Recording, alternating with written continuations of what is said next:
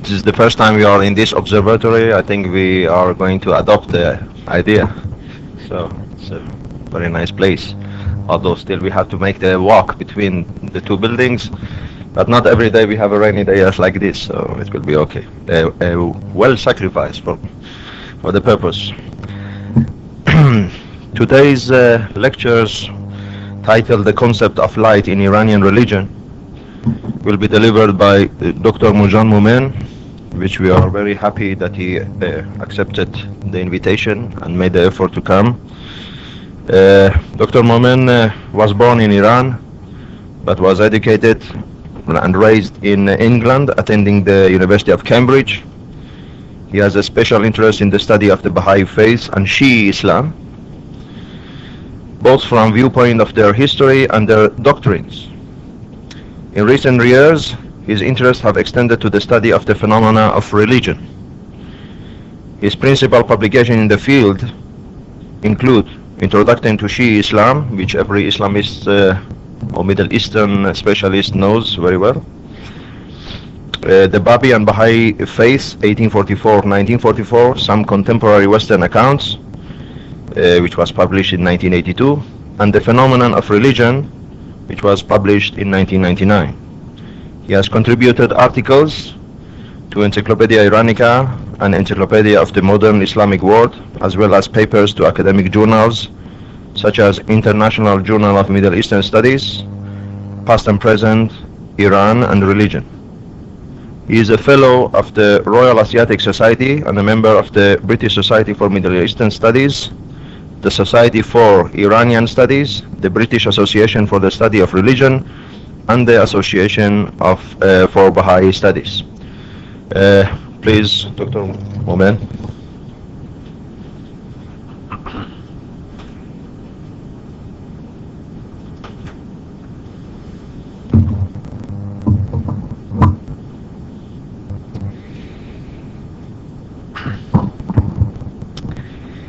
Thank you. The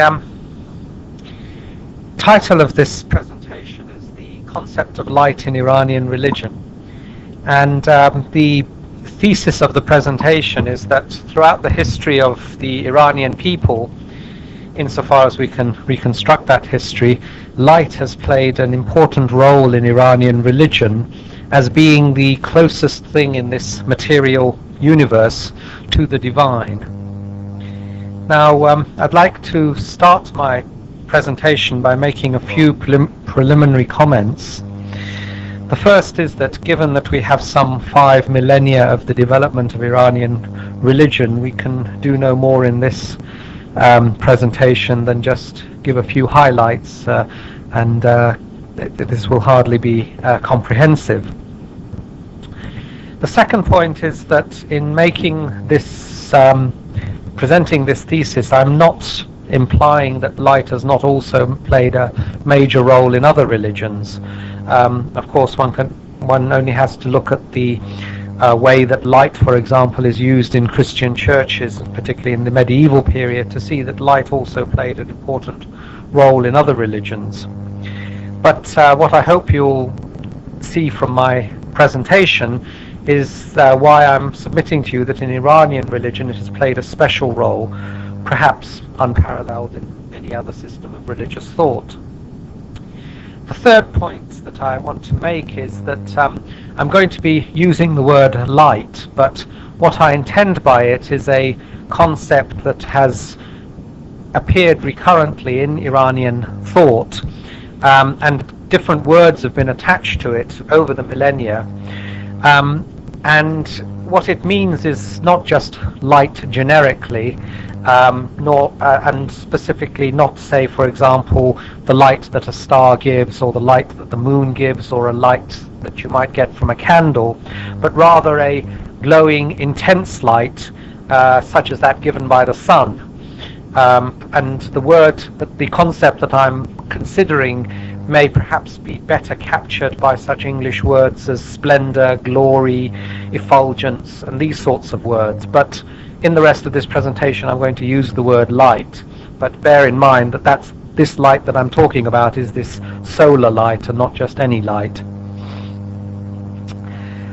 If we start with what little knowledge we have of the earliest manifestations of Iranian religion, we know that pre-Zoroastrian religions of Iran, well, we know very little about them, but what there is evidence that at the early stages of the Iranian peoples, even before, for example, the Aryan tribes split into an Indian and an Iranian branch and moved into their respective geographical areas, they worshipped probably as their main deity a god of light, or a sun god, called Mitra or Mithra.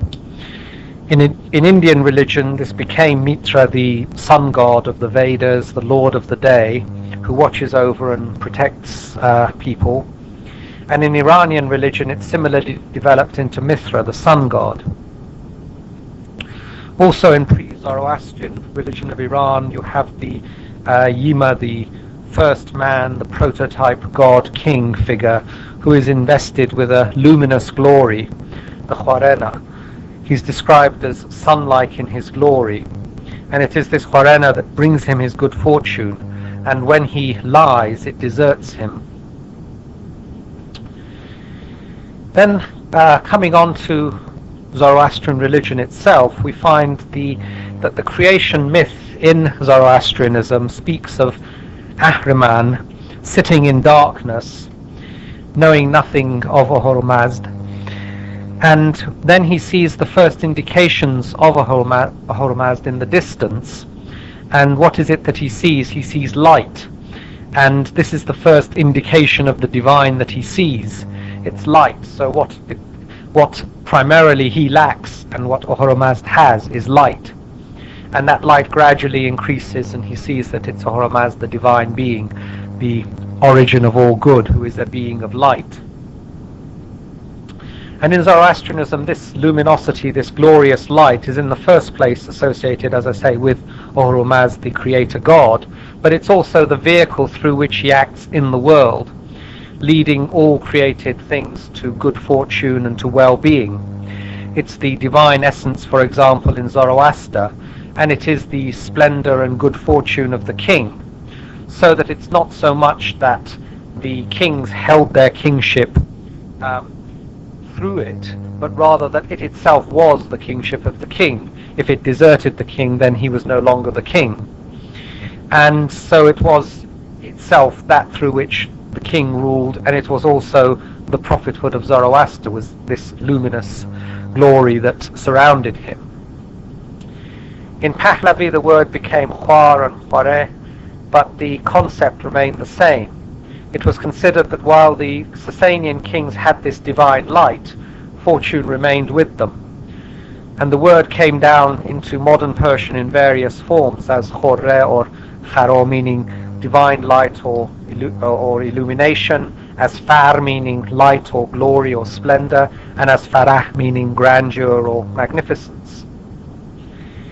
The god Mithra continued from the pre-Iranian religion into Zoroastrianism, appearing in some of the Yashts, which are the earliest Zoroastrian scriptures. Mithra became Mehr, who was again the god of sun and of light, and his festival Mehragan in the autumn was second only to Nowruz in importance.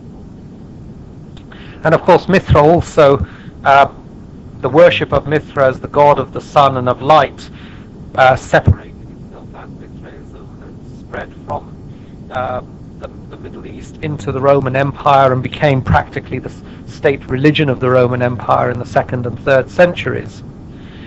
And just as an aside, as a note of interest, the artistic device of the halo in Christian painting probably derives from the same idea of the Khwarena, the divine light that encompasses the king and surrounds him and descends upon him.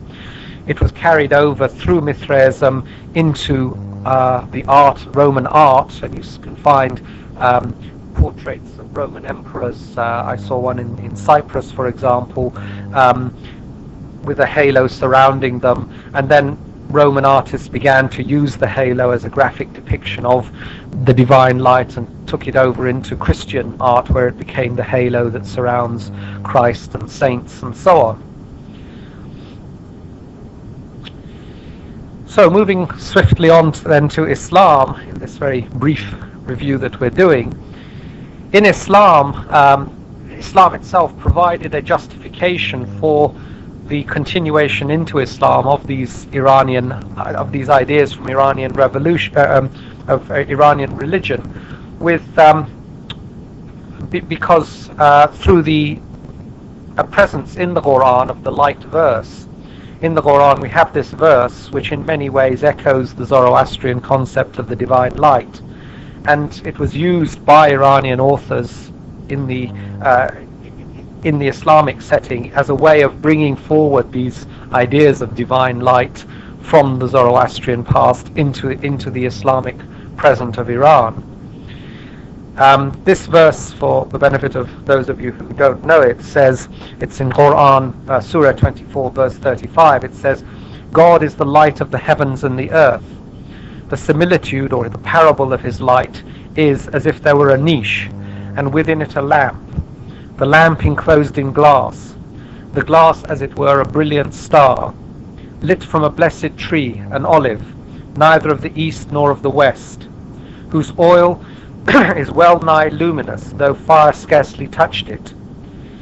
It is light upon light. God doth guide whom he will to his light, and God doth set forth parables for men, and God doth know all things. So this theme, this light verse, provided the justification for Muslim Iranian authors to bring forward these ideas from Iranian religion into Islam. And we find, particularly in the early period in Iranian Sufism, many references to this glorious light. The following, for example, is from Babi Baha'i, who died in 1209, and in this following passage he's attempting to describe his vision of the divine. He says, were it not for ignoramuses who accuse us of making likenesses of the created, I would have indicated something of what I have seen of God, the light of his glory, the brilliance of his holiness, his great majesty. When the glory of his attributes manifests in something, all creation and temporality submits before it. And then another similar passage from another Iranian Sufi writer, Najmuddin Kubra, who was more or less a contemporary of Babi Baha'i. He died in 1221. He wrote, and there are frequent references in this back to the light verse of the Quran. He says, there are lights which ascend and lights which descend. The ascending lights are the lights of the heart. The descending lights are those of the throne. The light of the creature is the veil between the throne and the heart. When this veil is rent and a door to the throne opens in the heart, like springs towards like, light rises towards light, and light comes down upon light, and it is light upon light, referring back to that Quranic verse.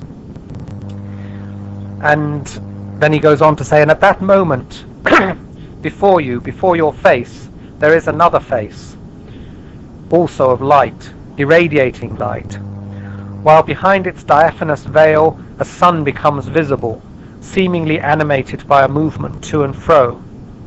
Next, the whole of your person is immersed in purity, and suddenly you are gazing at a person of light, who is also irradiating light. So these are the sorts of things that you can find in the writings of the Iranian Sufi writers, but perhaps the theme of this radiant, glorious light can be found most clearly and most vividly in the writings of Shahabuddin Sohrawardi, who was killed in 1191. Indeed, the very word Eshraq, which is so closely associated with Sohrawardi, he's called the Sheikh al-Eshraq, and his school is called the Eshraqiyun. This word itself is exactly this concept that we're talking about, this concept that of an effulgent, radiant, glorious light. This word Eshraq that is so closely associated with him means exactly the same thing. Corban, for example, aptly translates this word Eshraq as la lumière de gloire, the light of glory, and he directly equates it with the Zoroastrian Khorre. Indeed, Sohrawardi himself is quite open about the fact that he found the inspiration for his ideas about the divine light and angels and other ideas from Zoroastrianism, so it's not something that he's concealing. What Sohrawardi did was to replace the typical Neoplatonic Avicennan ontology, which sees all existent things as having different grades of being.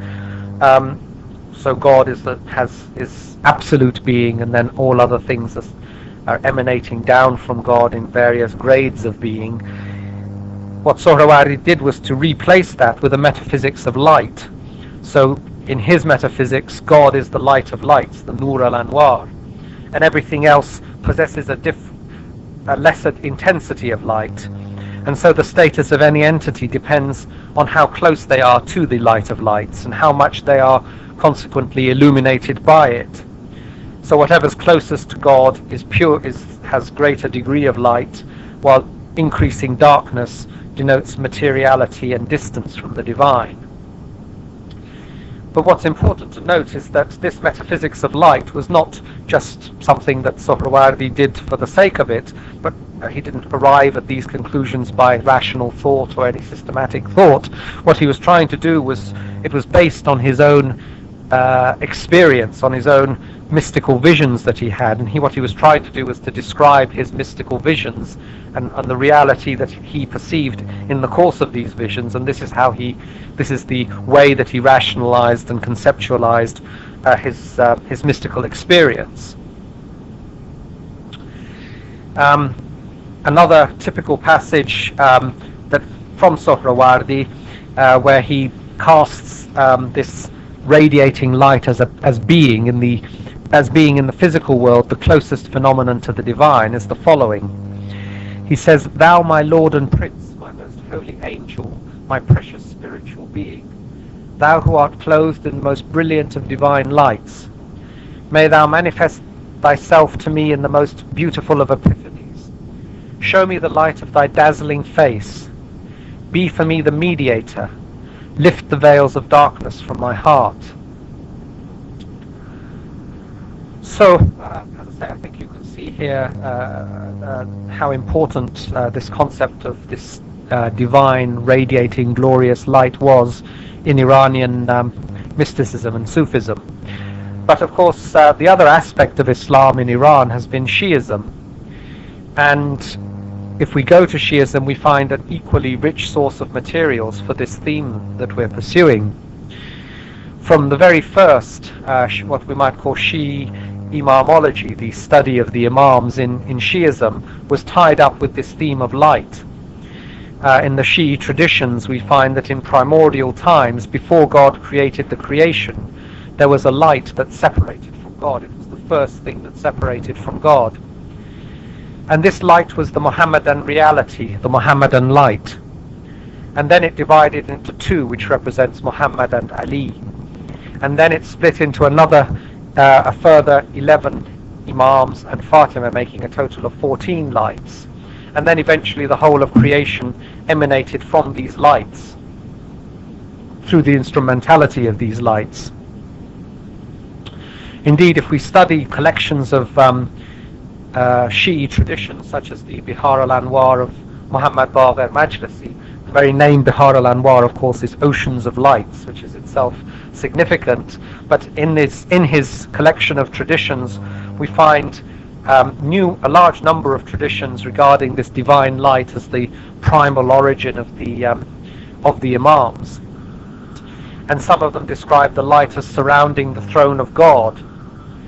And we can see there the idea of coming through from Zoroastrianism, if you like, of the divine light that surrounded the throne of the king. You can see almost exactly parallel traditions in the Bihar al-Anwar of the divine light that surrounds the throne of God.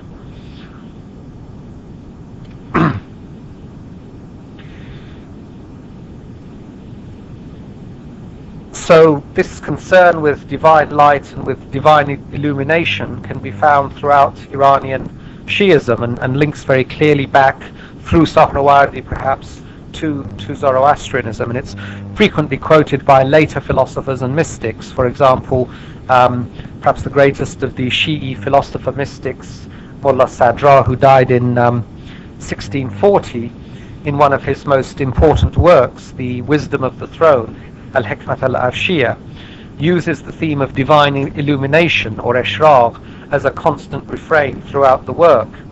He regards the quest for wisdom as the process of becoming increasingly identified with this divine light, and drawing on the light which is available from the niche of prophethood, which is spoken of in the light verse of the Quran. And he calls each of the stages or viewpoints in his book, he calls each one of these a mashriq, a place of eshraq, a place of illumination, a dawning place of light. So then moving on again, what we were talking about there with Mullah Sadra was the Safavid period, and moving on from the Safavid period, that was the 17th century, moving on to the 19th century and the early Qajar period, we have the Shaykhi movement in Shi'ism. Now, although the founder of the Shaykhi movement was an Arab, Sheikh Ahmad al-Ahsa'i, this movement found great resonance in Iran, and Sheikh Ahmad in fact spent most of his active life as a scholar in Iran. And the second leader of the movement, Sayyid Kazem Rashdi, was an Iranian. And so I think we're justified in including a look at Shaykhism as part of this survey of Iranian religion. If we look at the works of Sheikh Ahmad, and in particular his magnum opus, the commentary on the Great Universal Prayer of Visitation, this is a prayer that's said when visiting the shrines of the Imams. He wrote a commentary on this prayer, and in commenting on one passage of the prayer where the Imams are called the light of God, he writes the following passage, which I think is particularly significant because it's both looking back at the traditional Shi'i interpretation of the Quran and also, in a sense, looking forward to Baha'i interpretations as well. In commenting on on this verse that says that the Imams are the light of God, Sheikh Ahmad refers to comments on the Bismillah, the opening words of the Quran, in the name of God, and he quotes a tradition from Imam Sadiq, the sixth Shi'i Imam, which occurs in many of the leading collections of Shi'i hadith. He writes, this is Sheikh Ahmad writing, he, Imam Sadiq, said, the Ba of Bismillah, that's the first letter of Bismillah, is Ba. The Ba of Bismillah is the glory of God, Baha'u'llah. The Sin is the radiance of God, Sana'ullah, and so forth. And the word Baha means brilliance, Diya, and Sana means light, Nur. Even as he has said, exalted be he, and this is from the Quran, he it is who has made the sun as brilliance and the moon as light. And it is well established among them that light itself, light is itself apparent and causes other things to become apparent. And brilliance and radiance partake of this meaning, in that radiance, like brilliance, is itself apparent and causes other things to become apparent. Those who are learned in the divine mysteries use the Ba to indicate the realm of Jabarut, which is one of the highest of the divine realms, and Sin to indicate the realm of Malakut. Thus the Jabarut is brilliance and the Malakut is radiance. The realm of Jabarut is itself apparent and is the cause of the appearance of everything else that is below it, in the realms of Malakut and Mulk. And similarly with radiance, it is itself apparent and is the cause of the appearance of what is below it, Mulk. So what he's saying is that it is through light that things become apparent, become real, become that it is through the shedding of this light from the higher divine realms to succeeding lower divine realms. It is through the shedding of this light that things come into being, become apparent, become real. They manifest themselves through the shedding of this light from the higher realms to the lower realms, and each realm successively sheds its light upon the realm below and causes that realm to become into being. And there is no doubt that these three realms, are from the Imam's lights, and the Imams, are the light of lights. Every single particle in existence is one of the lights of God, praised be He. And if there be in any of these realms anything of darkness, it would not appear of itself, it would only be caused to appear by something else, in other words, that's shedding light upon it. So anything that manifests itself in creation is through the shedding of this light upon it. And there's another very interesting passage in the same book where Sheikh Ahmad is commenting on the words which appear in this prayer of visitation, the words, "And the earth is illumined, ashrafat, by your light." And here he creates the eschatological tension that's typical of his work. He links the concept of light to the emergence of the hidden Imam. So this is now Sheikh Ahmad says, his words, and this is from the prayer of visitation, "And the earth is illumined by your light," are taken from the Quranic words, "And the earth is illumined by the light of its Lord." And it is related from the Imam Sadiq, the sixth Shi'i Imam, concerning this verse, "The Lord of the earth is the Imam of the earth," in other words, the hidden Imam. And it was said, were he to emerge, were the hidden Imam to emerge, how would it, sorry, he was asked, were he to emerge, were the hidden Imam to emerge, how would it be? And the Imam replied, the people would no longer need the brightness of the sun and the light of the moon. The light of the Imam would be sufficient for them. Then, going on from the Shaykhi movement at the beginning of the 19th century to the Babi movement in the mid-19th century, here we have a wealth of possible choices open to us in citing passages relating from the Bab, relating to this theme of light. For example, in the concluding chapter of his first book that he wrote after he put forward a claim, the Qayyum al-Asma, the Bab identifies himself with the light of the light verse in the Quran, and also with the light coming from the burning bush of the Sinaitic experience of Moses. The Bab says, first of all referring to the light verse of the Quran, "I am the lamp which the finger of God has lit within its niche and caused to shine with deathless splendor." And then referring to the Sinaitic experience of Moses, he says, I am the flame of that supernal light that glowed upon Sinai in that gladsome spot, and lay concealed in the midst of the burning bush. And throughout his writings, the Bab frequently plays upon the contrast between the two words Nar and Nur. Nur is the divine light that's being shed forth through him and illuminating the whole world. Nar is the flickering flame of hellfire with which all who are opposed to the Bab stand identified. And you find that difference between Nar and Nur frequently in the writings of the Bab. And we can quote many other passages from the writings of the Bab, as I said. But we'll move on and come to Baha'u'llah in the last half of the 19th century. And here, although we're thousands of years after the starting point of our investigation, we find the same centrality of the same concept of light. Indeed, Baha'u'llah may be said to have crowned this concept by taking for himself the name Baha. Baha is exactly this same concept that we've been speaking of light, glory, splendor. These are the ways that this word can be translated. We saw how Sheikh Ahmad identified this word Baha with the light of the sun in his commentary on the Basmallah. Baha'u'llah now took this word Baha and identified himself with this word. For example, when he was brought before a court in the city of Akka, he hadn't asked to identify himself. He said, "My name is Baha, my country is Nur." Now, here, of course, he was making a theological statement as well as a factual statement about his identity.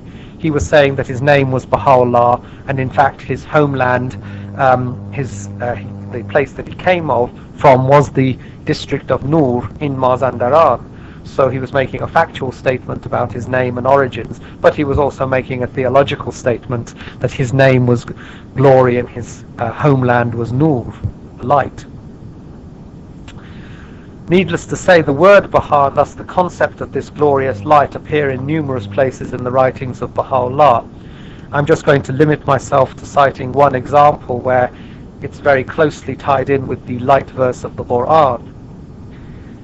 Baha'u'llah writes, "Behold how in this dispensation the worthless and foolish have fondly imagined that by such instruments as massacre, plunder and banishment they can extinguish the lamp which the hand of divine power hath lit, or eclipse the day star of everlasting splendor.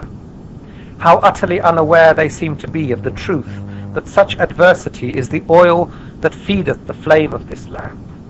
Such is God's transforming power. He changeth whatsoever he willeth, and he verily has power over all things." Baha'u'llah goes even further and identifies this word Baha and this concept of light as the word Baha as the greatest name of God.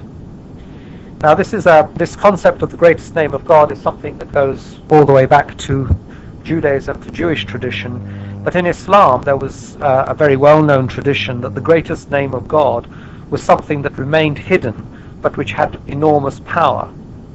Those who had this greatest name could perform mighty miracles with it. Needless to say, in Shi'ism, this concept was both in Sunnism and in Shi'ism, but needless to say, in Shi'ism it is the Imams who were stated to have this knowledge of the greatest name, and it was through having knowledge of the greatest name that they had the powers that they had. Ali, for example, is reported to have said, "Our Lord has given to us knowledge of the greatest name, through which, were we to want to, we could rend asunder the heavens and the earth, and paradise and hell. Through it we ascend to heaven, and we travel to the east and to the west until we reach the throne of God, and sit upon it before God. And he gives to us all things, even the heavens, the earth, the sun, the moon, the stars, the mountains, the trees, the paths, heaven and hell."